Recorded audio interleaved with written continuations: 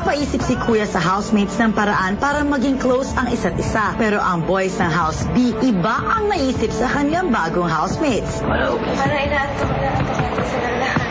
Hindi. Okay naman. No comment. Hindi masyadong nasisiyahan ang boys sa usapan, kaya sila-sila na lang ang nag-usap. I have nothing against them, pero ganun ang style talaga. Patalo na ninirikan ng 3 minutes. Isang oras lang. Well, dapat labas. Jacuzzi. Baba sa lupa. Susunod. Oo, May maximize yung oras per second.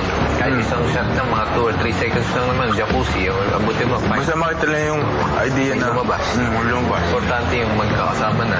Tapos yung pag natapos na yun, lipat sa likod, back shot, na naglalakad paharap, tapos cut. Tapos dito na ang kuha nun sa loob eh. Parang pinipicture ko pa rin nandyan si Yuri. Pareho tayo lahat. Si Sam, si Mariel Katab. Ngayon, iba na eh. May narinig na tayong Shiman na boss. Shiman. Kakaila. Bakit ba ayaw niyo sa kanila? Siguro, parang nag-ahalo pa rin yung emotion. At eto pa, pati si Hermes, iba din ang pakiramdam. Ang simple lang. Ngayon tayo, parang loobat talaga. Wala pang 10 minutes yung pagsasalita ko, yung ideas natin, wala na. Pero pag tayo nila, Mariel, masaya, hindi tayo ganado. Tsaka hindi yung energy napansin ko yun sa inyo. Sabi, gusto ko sumama sa inyo, kaya lang parang... Baka ma-obvious. Parang, hindi ko alam kung nagtinginan sila na, anong ginagawa ng dalawa doon. Parang, kasi yung boses nyo, dinig, hindi ko naman pwedeng... Pero hindi naiintindihan yung pinag-usap.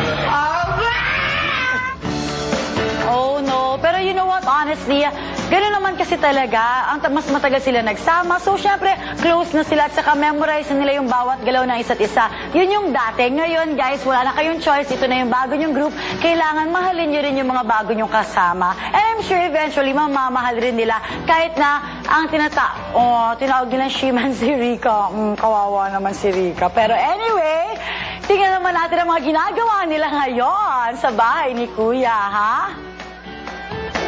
Go!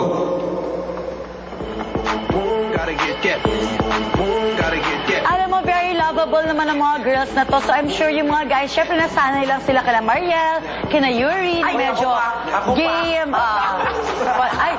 Wow, may tumbling pa. Ako naman.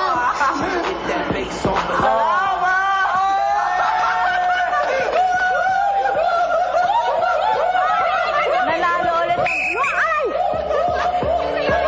Another point for the blue team. 2-0. Kumanay na sa likod ng Okay, another lamesa. point Ang for blue team. blue team. One more round bago bumulot. Yes, all right. Ready? Okay. Red team mauna. One more round. Let's go for it. Sino kaya ang mananalo dito? There's Hermes, favorite spot niya, I told you.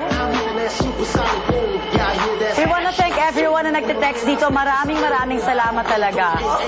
We love your comments. Go, Malay! Oh. Okay. There's Carol! Naku, kung meron kayong kailangan abangan bukas sa Uber about Carol. Dapat na talaga. Si Carol, sayang, she missed the spot. That's okay. Alright, mamaya babalikan natin ang mga kaganapan sa bahay ni Kuya sa pagbabalik ng Pinoy Big Brother. Another Bubble point for Uber. the blue team.